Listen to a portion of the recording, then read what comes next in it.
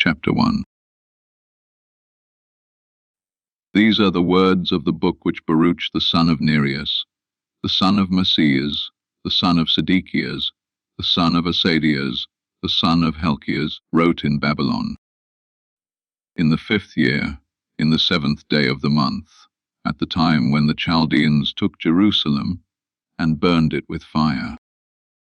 Baruch read the words of this book in the hearing of Jeconias, the son of Joachim, king of Judah, and in the hearing of all the people who came to hear the book, and in the hearing of the mighty men, and of the king's sons, and in the hearing of the elders, and in the hearing of all the people, from the least to the greatest, even of all those who lived at Babylon by the river Sud. Then they wept, fasted, and prayed before the Lord. They also made a collection of money, according to every man's ability. And they sent it to Jerusalem to Joachim the high priest, the son of Helkias, the son of Salom, and to the priests, and to all the people who were found with him at Jerusalem. At the same time when he took the vessels of the house of the Lord, that had been carried out of the temple, to return them into the land of Judah, the 10th day of Sivan, silver vessels, which Sedekias the son of Josias king of Judah had made, after Nabuchodonosor king of Babylon had carried away Jeconias, the princes, the captives, the mighty men, and the people of the land from Jerusalem, and brought them to Babylon. And they said, Behold, we have sent you money, therefore buy with the money burnt offerings, sin offerings, and incense, and prepare an oblation, and offer upon the altar of the Lord our God, and pray for the life of Nabuchodonosor king of Babylon, and for the life of Baltasar his son, that their days may be as the days of heaven above the earth. The Lord will give us strength and light to our eyes. We will live under the shadow of Nabuchodonosor king of Babylon, and under the shadow of Baltasar his son, and we shall serve them many days, and find favor in their sight. Pray for us also to the Lord our God, for we have sinned against the Lord our God. To this day the wrath of the Lord, and his indignation is not turned from us. You shall read this book which we have sent to you, to make confession in the house of the Lord upon the day of the feast, and on the days of the solemn assembly. You shall say, To the Lord our God belongs righteousness, but to us confusion of face, as at this day to the men of Judah, to the inhabitants of Jerusalem, to our kings, to our princes, to our priests, to our prophets, and to our fathers, because we have sinned before the Lord. We have disobeyed him, and have not listened to the voice of the Lord our God, to walk in the commandments of the Lord that he has set before us. Since the day that the Lord brought our fathers out of the land of Egypt to this present day, we have been disobedient to the Lord our God, and we have been negligent in not listening to his voice. Therefore the plagues have clung to us, along with the curse, which the Lord declared through Moses his servant in the day that he brought our fathers out of the land of Egypt, to give us a land that flows with milk and honey, as at this day. Nevertheless, we didn't listen to the voice of the Lord our God, according to all the words of the prophets, whom he sent to us. But we each walked in the imagination of his own wicked heart, to serve strange gods, and to do what is evil in the sight of the Lord our God. Baruch. Chapter 2. Therefore the Lord has made good his word, which he pronounced against us, and against our judges who judged Israel, and against our kings, and against our princes, and against the men of Israel and Judah, to bring upon us great plagues, such as never happened before under the whole heaven, as it came to pass in Jerusalem, according to the things that are written in the law of Moses, that we should each eat the flesh of our own son, and each eat the flesh of our own daughter. Moreover, he has given them to be in subjection to all the kingdoms that are around us, to be a reproach and a desolation among all the people around us, where the Lord has scattered them. Thus they were cast down and not exalted, because we sinned against the Lord our God in not listening to his voice. To the Lord our God belongs righteousness, but to us and to our fathers confusion of face, as at this day. All these plagues have come upon us, which the Lord has pronounced against us. Yet have we not entreated the favor of the Lord, by everyone turning from the thoughts of his wicked heart. Therefore the Lord has kept watch over the plagues. The Lord has brought them upon us, for the Lord is righteous in all his works which he has commanded us. Yet we have not listened to his voice, to walk in the commandments of the Lord that he has set before us. And now, O Lord, you God of Israel, who have brought your people out of the land of Egypt with a mighty hand, with signs, with wonders, with great power, and with a high arm, and have gotten yourself a name, as at this day. O Lord our God, we have sinned, we have been ungodly, we have done wrong in all your ordinances. Let your wrath turn from us, for we are but a few left among the heathen, where you have scattered us. Hear our prayer, O Lord, and our petition, and deliver us for your own sake. Give us favor in the sight of those who have led us away captive, that all the earth may know that you are the Lord our God, because Israel and his posterity is called by your name. O Lord, look down from your holy house and consider us. Incline your ear, O Lord, and hear.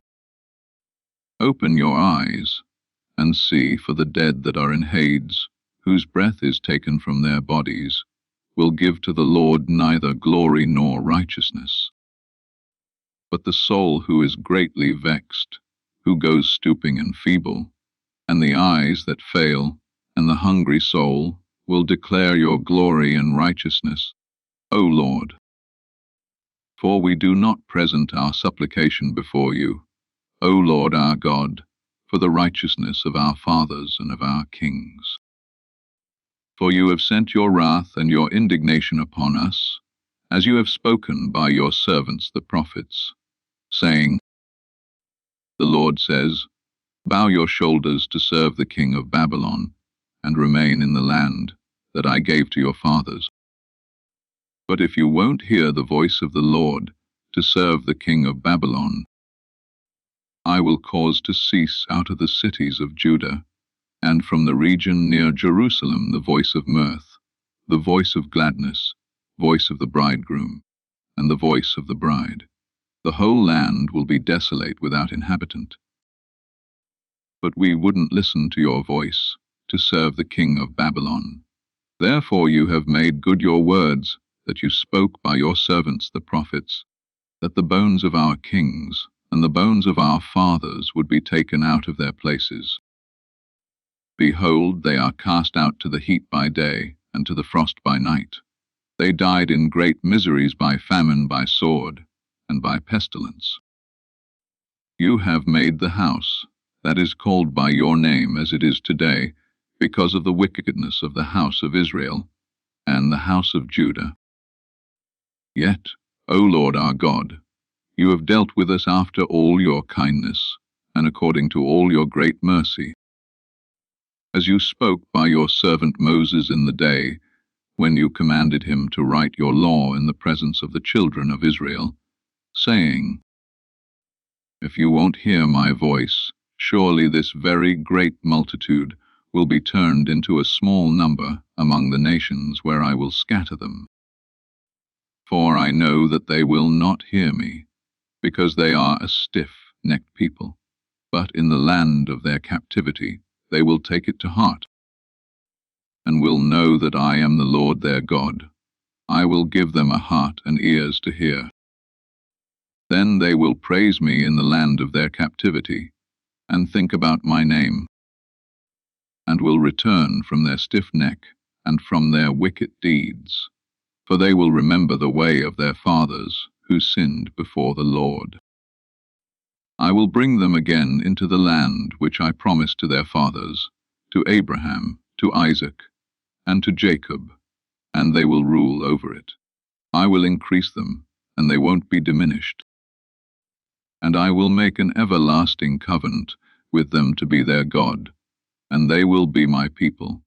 I will no more remove my people Israel out of the land that I have given them. Baruch. Chapter 3. O Lord Almighty, you God of Israel, the soul in anguish and the troubled spirit cries to you. Hear, O Lord, and have mercy, for you are a merciful God. Yes, have mercy upon us, because we have sinned before you. For you are enthroned forever, and we keep perishing. O Lord Almighty, you God of Israel, hear now the prayer of the dead Israelites, and of the children of those who were sinners before you, who didn't listen to the voice of you their God. Because of this, these plagues cling to us. Don't remember the iniquities of our fathers, but remember your power and your name at this time. For you are the Lord our God, and we will praise you, O Lord. For this cause you have put your fear in our hearts, to the intent that we should call upon your name. We will praise you in our captivity, for we have called to mind all the iniquity of our fathers who sinned before you. Behold, we are yet this day in our captivity, where you have scattered us, for a reproach and a curse, and to be subject to penalty, according to all the iniquities of our fathers, who departed from the Lord our God. Hear, O Israel, the commandments of life. Give ear to understand wisdom. How is it, O Israel, that you are in your enemy's land, that you have become old in a strange country, that you are defiled with the dead, that you are counted with those who are in Hades? You have forsaken the fountain of wisdom. If you had walked in the way of God, you would have dwelled in peace forever. Learn where there is wisdom, where there is strength, and where there is understanding, that you may also know where there is length of days and life, where there is the light of the eyes and peace. Who has found out her place? Who has come into her treasuries? Where are the princes of the heathen, and those who ruled the beasts that are on the earth? Those who had their pastime with the fowls of the air, and those who hoarded up silver and gold, in which people trust, and of their getting there is no end. For those who diligently sought silver, and were so anxious, and whose works are past finding out, they have vanished and gone down to Hades, and others have come up in their place. Younger men have seen the light, and lived upon the earth, but they haven't known the way of knowledge, nor understood its paths. Their children haven't embraced it. They are far off from their way. It has not been heard of in Canaan, neither has it been seen in Teman. The sons also of Agar who seek understanding, which are in the land, the merchants of Meron and Teman, and the authors of fables, and the searchers out of understanding, none of these have known the way of wisdom, or remembered her paths. O Israel, how great is the house of God! How large is the place of his possession! It is great and has no end. It is high and unmeasurable. Giants were born that were famous of old, great of stature, and expert in war. God didn't choose these, nor did he give the way of knowledge to them. So they perished, because they had no wisdom. They perished through their own foolishness. Who has gone up into heaven, taken her, and brought her down from the clouds? Who has gone over the sea, found her, and will bring her for choice gold? There is no one who knows her way, nor any who comprehend her path. But he that knows all things knows her. He found her out with his understanding. He who prepared the earth for all time has filled it with fork-footed beasts. It is he who sends forth the light, and it goes. He called it, and it obeyed him with fear. The stars shone in their watches, and were glad. When he called them, they said, Here we are. They shone with gladness to him who made them. This is our God. No other can be compared to him. He has found out all the way of knowledge, and has given it to Jacob his servant, and to Israel who is loved by him. Afterward she appeared upon earth, and lived with men. Baruch. Chapter 4. This is the book of God's commandments, and the law that endures forever. All those who hold it fast will live, but those who leave it will die. Turn, O Jacob, and take hold of it. Walk toward the shining of its light. Don't give your glory to another, nor the things that are to your advantage to a foreign nation. O Israel, we are happy, for the things that are pleasing to God are made known to us. Be of good cheer, my people, the memorial of Israel. You were not sold to the nations for destruction, but because you moved God to wrath, you were delivered to your adversaries. For you provoked him who made you by sacrificing to demons, and not to God. You forgot the everlasting God who brought you up. You also grieved Jerusalem, who nursed you. For she saw the wrath that came upon you from God, and said, Listen, you who dwell near Zion, for God has brought upon me great mourning.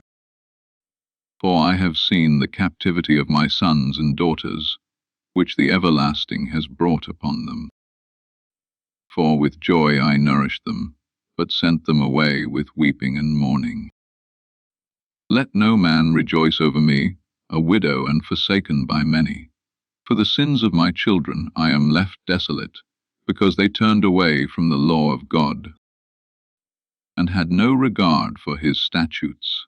They didn't walk in the ways of God's commandments, or tread in the paths of discipline, in his righteousness.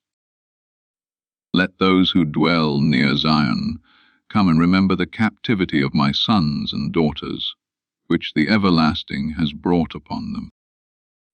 For he has brought a nation upon them from afar, a shameless nation with a strange language, who didn't respect old men or pity children. They have carried away the dear beloved sons of the widow, and left her who was alone desolate of her daughters. But how can I help you? For he who brought these calamities upon you will deliver you from the hand of your enemies. Go your way, O my children. Go your way, for I am left desolate. I have put off the garment of peace, and put on the sackcloth of my petition. I will cry to the everlasting as long as I live. Take courage, my children. Cry to God, and he will deliver you from the power and hand of the enemies. For I have trusted in the everlasting, that he will save you, and joy has come to me from the Holy One, because of the mercy that will soon come to you from your everlasting Savior. For I sent you out with mourning and weeping, but God will give you to me again with joy and gladness forever. For as now those who dwell near Zion have seen your captivity, so they will shortly see your salvation from our God, which will come upon you with great glory and brightness of the everlasting. My children, suffer patiently the wrath that has come upon you from God, for your enemy has persecuted you. But shortly you will see his destruction, and will tread upon their necks. My delicate ones have traveled rough roads. They were taken away like a flock carried off by enemies. Take courage, my children, and cry to God, for you will be remembered by him who has brought this upon you. For as it was your decision to go astray from God, return and seek him 10 times more. For he who brought these calamities upon you will bring you everlasting joy again with your salvation. Take courage, O Jerusalem, for he who called you by name will comfort you. Miserable are those who afflicted you and rejoiced at your fall. Miserable are the cities which your children served. Miserable is she who received your sons. For as she rejoiced at your fall, and was glad of your ruin, so she will be grieved at her own desolation. And I will take away her pride in her great multitude, and her boasting will be turned into mourning. For fire will come upon her from the everlasting for many days, and she will be inhabited by demons for a long time. O Jerusalem, look around you toward the east, and behold the joy that comes to you from God. Behold, your sons come, whom you sent away. They come gathered together from the east to the west at the word of the Holy One, rejoicing in the glory of God. Baruch. Chapter 5. Take off the garment of your mourning and affliction, O Jerusalem, and put on forever the beauty of the glory from God. Put on the robe of the righteousness from God. Set on your head a diadem of the glory of the everlasting. For God will show your splendor everywhere under heaven. For your name will be called by God forever, righteous peace, godly glory. Arise, O Jerusalem, and stand upon the height. Look around you toward the east, and see your children gathered from the going down of the sun to its rising at the word of the Holy One, rejoicing that God has remembered them. For they went from you on foot, being led away by their enemies, but God brings them in to you carried on high with glory, on a royal throne. For God has appointed that every high mountain and the everlasting hills should be made low, and the valleys filled up to make the ground level, that Israel may go safely in the glory of God. Moreover, the woods and every sweet-smelling tree have shaded Israel by the commandment of God. For God will lead Israel with joy in the light of his glory, with the mercy and righteousness that come from him. Baruch. Chapter 6. A copy of a letter that Jeremy sent to those who were to be led captives into Babylon by the king of the Babylonians, to give them the message that God commanded him. Because of the sins which you have committed before God, you will be led away captives to Babylon by Nabuchodonosor, king of the Babylonians. So when you come to Babylon, you will remain there many years, and for a long season, even for 7 generations. After that, I will bring you out peacefully from there.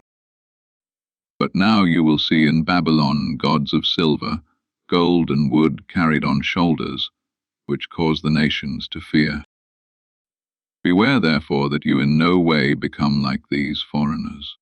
Don't let fear take hold of you, because of them when you see the multitude before them and behind them, worshipping them. But say in your hearts, O Lord, we must worship you. For my angel is with you, and I myself care for your souls. For their tongue is polished by the workman, and they themselves are overlaid with gold and with silver, yet they are only fake and can't speak. And taking gold, as if it were for a virgin who loves to be happy, they make crowns for the heads of their gods. Sometimes also the priests take gold and silver from their gods, and spend it on themselves. They will even give some of it to the common prostitutes. They dress them like men with garments, even the gods of silver, gods of gold, and gods of wood. Yet these gods can't save themselves from rust and moths, even though they are covered with purple garments. They wipe their faces because of the dust of the temple, which is thick upon them. And he who can't put to death one who offends against him holds a scepter, as though he were judge of a country. He has also a dagger in his right hand, and an axe, but can't deliver himself from war and robbers. By this they are known not to be gods. Therefore don't fear them. For like a vessel that a man uses is worth nothing when it is broken, even so it is with their gods, when they are set up in the temples. Their eyes are full of dust through the feet of those who come in. As the courts are secured on every side upon him who offends the king, as being committed to suffer death, even so the priests secure their temples with doors, with locks and bars, lest they be carried off by robbers. They light candles for them, yes, more than for themselves, even though they can't see one. They are like one of the beams of the temple. Men say their hearts are eaten out when things creeping out of the earth devour both them and their clothing. They don't feel it. When their faces are blackened through the smoke that comes out of the temple. Bats, swallows, and birds land on their bodies and heads. So do the cats. By this you may know that they are no gods. Therefore don't fear them. Notwithstanding the gold with which they are covered to make them beautiful, unless someone wipes off the tarnish, they won't shine, for they didn't even feel it when they were molten. Things in which there is no breath are bought at any cost. Having no feet, they are carried upon shoulders. By this they declare to men that they are worth nothing. Those who serve them are also ashamed, for if they fall to the ground at any time, they can't rise up again by themselves. If they are bowed down, they can't make themselves straight, but the offerings are set before them as if they were dead men. And the things that are sacrificed to them, their priests sell and spend. In like manner, their wives also lay up part of it in salt, but to the poor and to the impotent they give none of it. The menstruous woman and the woman in childbed touch their sacrifices, knowing therefore by these things that they are no gods. Don't fear them. For how can they be called gods? Because women set food before the gods of silver, gold, and wood. And in their temples the priests sit on seats, having their clothes torn and their heads and beards shaven, and nothing on their heads. They roar and cry before their gods, as men do at the feast when one is dead. The priests also take off garments from them, and clothe their wives and children with them. Whether it is evil or good what one does to them, they are not able to repay it. They can't set up a king or put him down. In like manner, they can neither give riches nor money. Though a man make a vow to them, and doesn't keep it, they will never exact it. They can save no man from death. They can't deliver the weak from the mighty. They can't restore a blind man to his sight, or deliver anyone who is in distress. They can show no mercy to the widow, or do good to the fatherless. They are like the stones that are cut out of the mountain, these gods of wood that are overlaid with gold and with silver. Those who minister to them will be confounded. How could a man then think or say that they are gods, when even the Chaldeans themselves dishonor them? If they shall see one mute who can't speak, they bring him and ask him to call upon Bel, as though he were able to understand. Yet they can't perceive this themselves, and forsake them, for they have no understanding. The women also with cords around them sit in the ways, burning bran for incense. But if any of them, drawn by someone who passes by, lies with him, she reproaches her fellow, that she was not thought as worthy as herself, and her cord wasn't broken. Whatever is done among them is false. How could a man then think or say that they are gods? They are fashioned by carpenters and goldsmiths. They can be nothing else than what the workmen make them to be. And they themselves who fashioned them can never continue long. How then should the things that are fashioned by them? for they have left lies and reproaches to those who come after. For when there comes any war or plague upon them, the priests consult with themselves, where they may be hidden with them. How then can't men understand that they are no gods, which can't save themselves from war or from plague? For seeing they are only wood and overlaid with gold and silver, it will be known hereafter that they are false. It will be manifest to all nations and kings that they are no gods, but the works of men's hands, and that there is no work of God in them. Who then may not know that they are not gods? For they can't set up a king in a land or give reign to men. They can't judge their own cause, or redress a wrong, being unable, for they are like crows between heaven and earth. For even when fire falls upon the house of gods of wood, overlaid with gold or with silver, their priests will flee away and escape, but they themselves will be burned apart like beams. Moreover, they can't withstand any king or enemies. How could a man then admit or think that they are gods? Those gods of wood overlaid with silver or with gold aren't able to escape from thieves or robbers. The gold, silver, and garments with which they are clothed, those who are strong will take from them and go away with them. They won't be able to help themselves. Therefore it is better to be a king who shows his manhood, or else a vessel in a house profitable for whatever the owner needs, than such false gods or even a door in a house to keep the things safe that are in it, than such false gods, or better to be a pillar of wood in a palace than such false gods. For sun, moon, and stars, being bright and sent to do their jobs, are obedient. Likewise also the lightning, when it flashes, is beautiful to see. In the same way, the wind also blows in every country. And when God commands the clouds to go over the whole world, they do as they are told. And the fire sent from above to consume mountains and woods does as it is commanded. But these are to be compared to them neither in show nor power. Therefore a man shouldn't think or say that they are gods, seeing they aren't able to judge causes or to do good to men. Knowing therefore that they are no gods, don't fear them. For they can neither curse nor bless kings. They can't show signs in the heavens among the nations, or shine as the sun, or give light as the moon. The beasts are better than they, for they can get under a covert and help themselves. In no way then is it manifest to us that they are gods. Therefore don't fear them.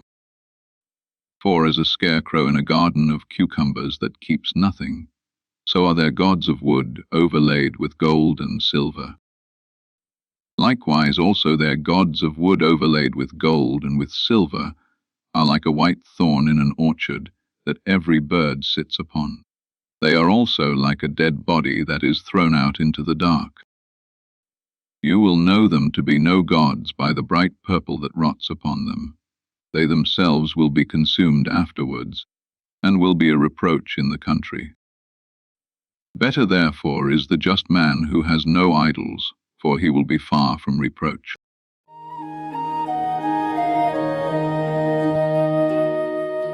Yahweh is my shepherd, I shall lack nothing. He